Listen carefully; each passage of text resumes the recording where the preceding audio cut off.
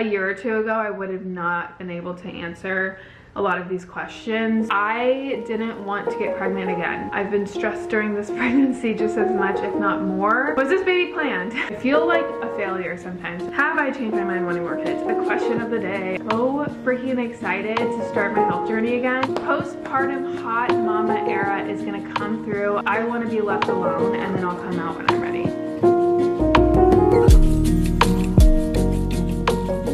I had asked you guys on my Instagram actually quite a while ago some pregnancy questions that you guys have for me. I wanted this to be a really vulnerable chat. I feel like I'm going to answer some questions that might be a little bit hard to hear if you are dealing with loss, if you're dealing with pregnancy issues or anything like that. So just like a little disclaimer here, if you're not ready to listen, like I've been there, I know how you're feeling, trust me, just like click off. Honestly, it's not worth it. I just want people to feel like they're healed watching this. I don't want anyone to come out of here with fear, but I'm going to be completely transparent and honest. So I'm just gonna dive into the questions. You guys asked a lot of really good questions. Anything that I'm doing differently this time around. So for a little background, I was pregnant with Bryson in 2022. He was due in January and was born in October. So he was born pretty early. I did get sick, and so like fluke of the universe kind of situation, or so I thought. And then I got pregnant again in the beginning of this year. I was 14 weeks pregnant and I lost the baby. Unfortunately, for my situation, what I've learned is I just think it's literally like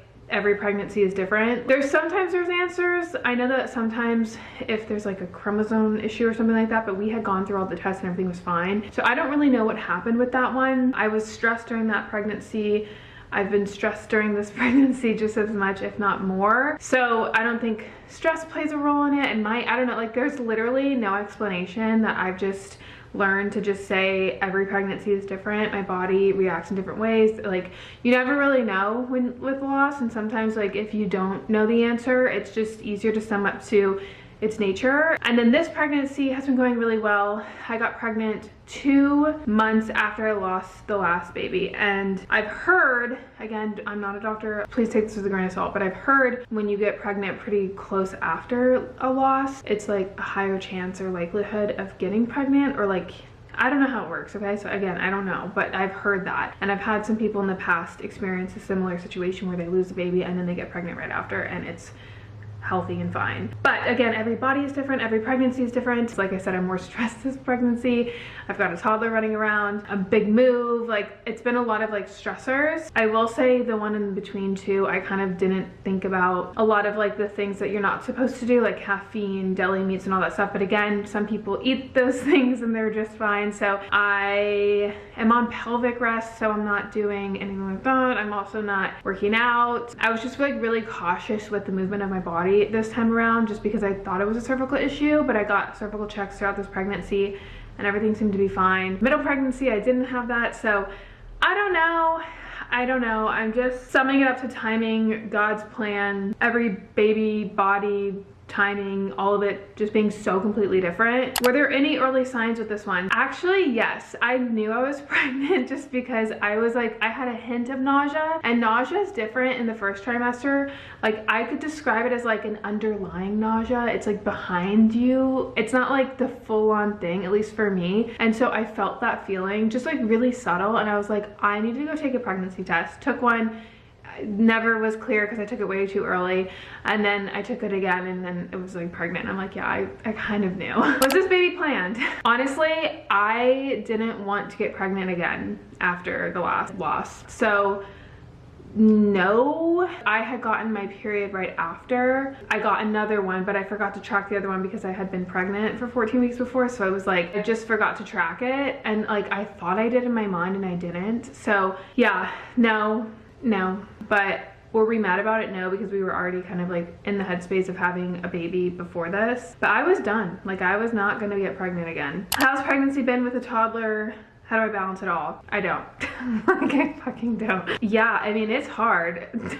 It's like having a 2-year-old alone is hard. It's been a lot, especially when I'm like on like pelvic rest and I shouldn't be like lifting him or like taking things slower. I mean, I really can't. So like I've tried my best, but there's not much I can do. I've also got like a 90-pound, 8-month-old Rhodesian Ridgeback. So like, I don't know, I got her a gentle lead, so that kind of helps sometimes. But yeah, no, I mean, having a supportive partner is really helpful, and having like a partner, you know, like around is pretty awesome. I mean, Z works from home, so that's really nice, but I still pick him up. I run around after him. I do get way more tired, and I feel like mom guilt so bad because a lot of the times my energy just goes towards like making the baby, and I feel like I can do more, but I can't, and I feel really guilty, and I feel like a failure sometimes. Not myself. I feel like I'm inadequate or like I'm incapable, and it's hard to like listen to your body versus like listening to like you trying to be a good mom. But you have to remember like you're being a good mom when you take care of this baby too, and when you take care of your body. So that's been like a struggle.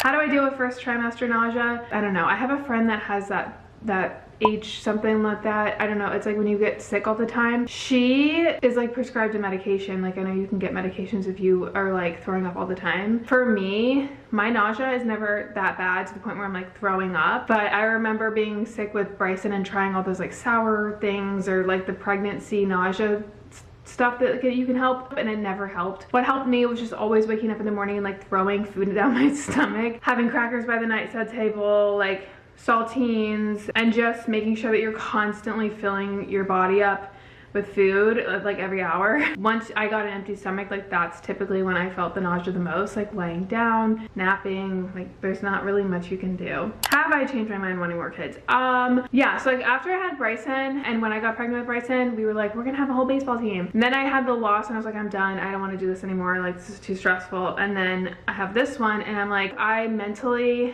am exhausted, not because of the kids, but more so like just my body and like the stress of like being pregnant. I don't want to do it again. Like this is like, it's a lot. I'm very blessed. I'm very thankful. I feel like I always have to say that, but it's a lot. It's a lot of like mental stuff, like especially when you deal with loss and like pregnancy issues that there's no answer to. Like it's just kind of like an anxiety fuck sometimes in your brain. Fear, honestly, like extreme fear, because when you lose a baby when you're pregnant, it's literally like losing a child. It's awful, and I didn't want to put my body through that again, especially when I'm like raising another kid and I want to be the best version of myself. I don't know, but I had a dream the other night where I had this baby and there was like still another baby inside of me, so I'm like, is that a sign that like I'm not done? But if I wasn't done, or if I wanted ever like more kids, I am waiting like at least 5 years, and at that point I'll be like older, so I might not even want them. I think 3 is such a great number, but it's a lot, man. It's a lot to put your body through, and like once you like snap back into yourself, and I was just hitting that threshold of the 2-year mark, like having to repeat it again and go through all these like internal like identity crisis kind of struggles. They say it takes 2 years for you to like fully feel yourself again. So it's a lot mentally and physically that right now I don't want anymore, but never say never. How do I plan on getting back in shape? The question of the day. I am so freaking excited to start my health journey again. Postpartum hot mama era is gonna come through. I literally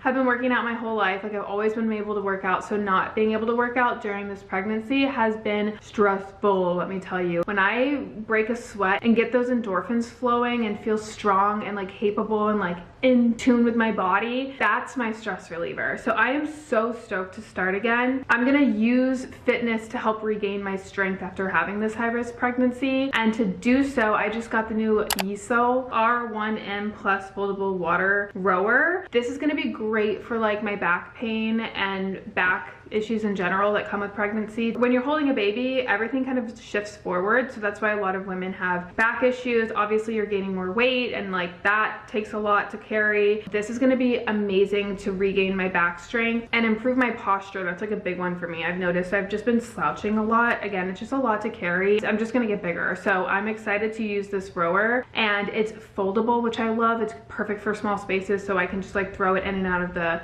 closet. I can do a quick little little workout while the newborn is sleeping. It's super convenient to have around. I've also got the yesoul G1M Max bike with the screen. Both of the machines are going to be awesome just because working out from home with a newborn, like my schedule is going to be so unpredictable. This is going to save like a lot of my time. It's going to be an investment in my health. It's easy to use. It's going to be great motivation. It's such a simple way to get my workouts in, and it's going to be a fun cardio alternative. It's like a Peloton essentially. It basically is a Peloton, but you're not paying the membership fee, and it's like half of the price of the Peloton. So they use a free wired screencasting, so you can access apps without any subscription fees. You simply connect your phone into the cable in the back, and the screencasting isn't just limited to the yesoul app. You can use the yesoul app and they have free classes on there, but you can also use YouTube or other fitness apps for free, no membership required. It has a 360 audio experience.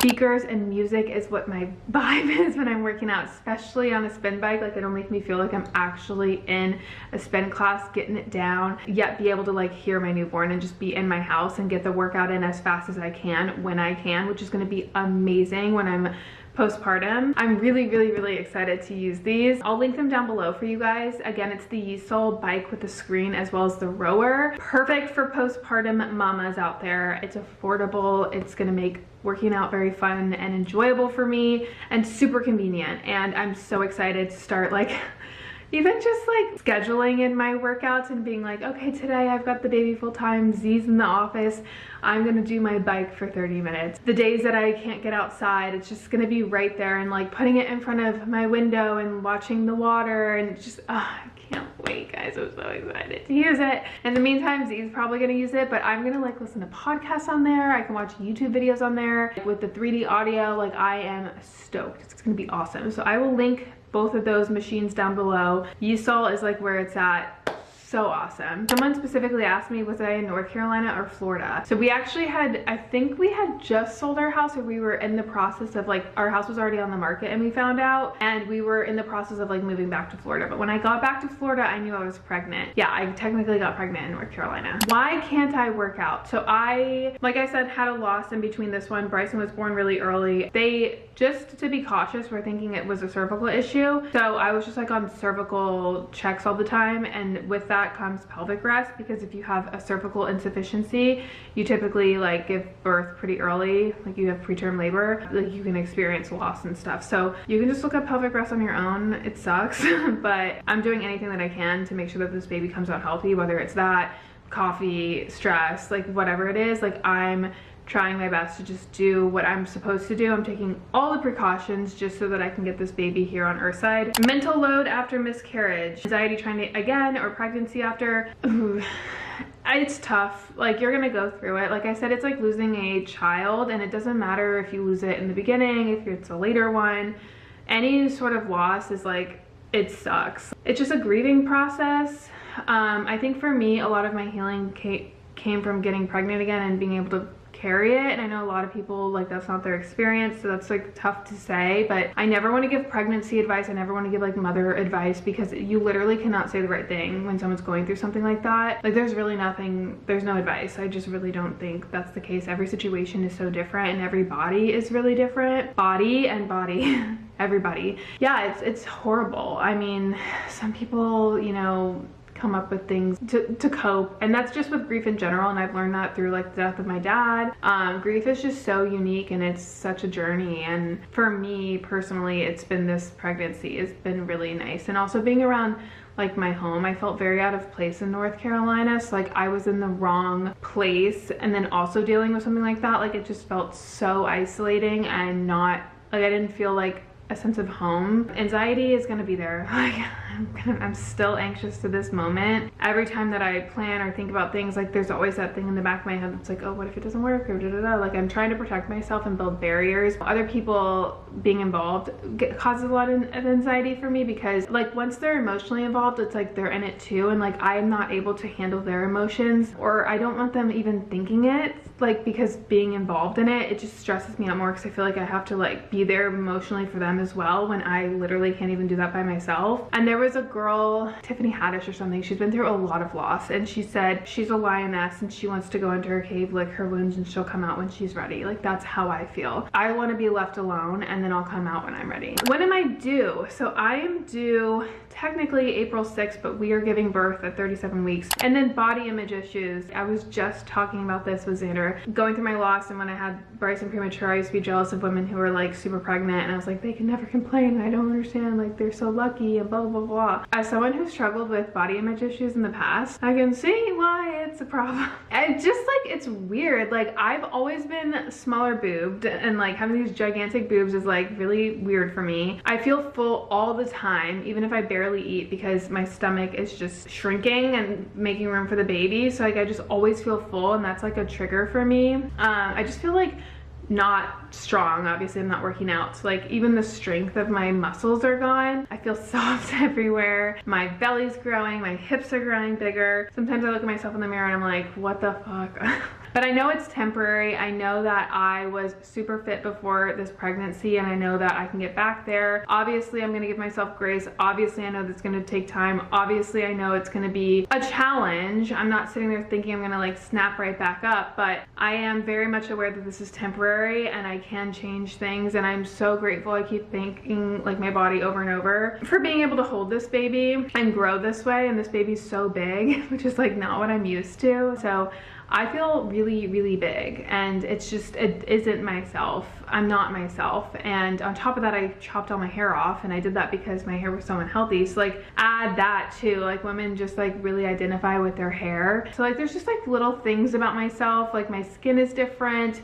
I have an iron deficiency, so I'm like losing my eyebrows. I have like darker circles under my eyes. I have not been sleeping the best. I've got a toddler. Like, a lot goes into how your body looks when it's in a certain season, and this is just my season, and I know that it's gonna be fine. I'm still very thankful for my body, but definitely excited to get on that health kick and that health journey and like feel myself again. I'm very much looking forward to it, and every day that it's getting closer, I'm like, ugh, it's itching more and more, and yet I'm getting bigger and bigger. Yeah, it's just something, it is kind of a weird like mental thing, especially for women, but it's really cool to like be able to have a little baby in my belly. So yes, I hope you guys enjoyed this Q&A. I loved being able to answer for you guys. I feel like a year or two ago, I would have not been able to answer a lot of these questions or feel like my answers were authentic and like real. So I feel like I've definitely done a lot of healing, and so being able to talk about this so openly and like with